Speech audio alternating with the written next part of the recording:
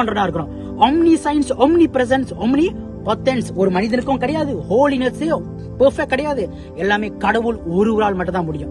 அதனால இந்த மாதிரி ஒரு தியாலஜியை கொண்டு வரும் பொழுது ஆமேன் அல்லேலூயா சொல்லி அவரை என்கரேஜ் பண்றதை விட்டுட்டு ஓகேயா நீங்களும் வாய்ஸ் அவுட் பண்ணி வேதத்தை தயவு செய்து வாசிங்க. அது மூலமா கர்த்தர் யார் என்று அறிந்து கொள்ளுங்கள். இல்ல அப்படின்னா இந்த மாதிரி தந்திரமான ஒரு வார்த்தையினால நீங்க பிடிக்கப்பட்டு ஒரு நாள் கடைசி காலம் வரும் பொழுது ஐயோ நான் கடவுள் நினைச்சேன் அப்ப எப்படி அன்பானவர்கள் நான் சொல்றேன் கேளுங்க. வார்த்தை தேவனுடைய வார்த்தை நம்ம இருதயத்திலும் சிந்தனையும் இல்லாவிட்டால் பிசாசு யார் மூலமாக தவறுதலா வேதத்தை புரட்டுகிற மனிதன் நமக்குள்ள வருவார்கள் என்று வேதத்தில் சொல்லுகிறது. அதனால பாருங்க தெரிஞ்சுக்கங்க, கடவுள் முக்கியம், கடவுள் ஞானம் முக்கியம். கடவுள் நம்ம உங்க வாழ்க்கை நகரவே நகராது. எவனாச்சும் ஒருத்த வந்து நான் தான் கடவுள், நம்மளாம் கடவுளை என்கரேஜ் பண்ணா ஒண்ணு எதையாச்சும் கேக் வாங்கிக்கங்க, விட்டு மீனுக்கு த்ரோ பண்ணுங்க. தயவு செஞ்சு ஆமீன் அல்லேலூயா சொல்லிட்டு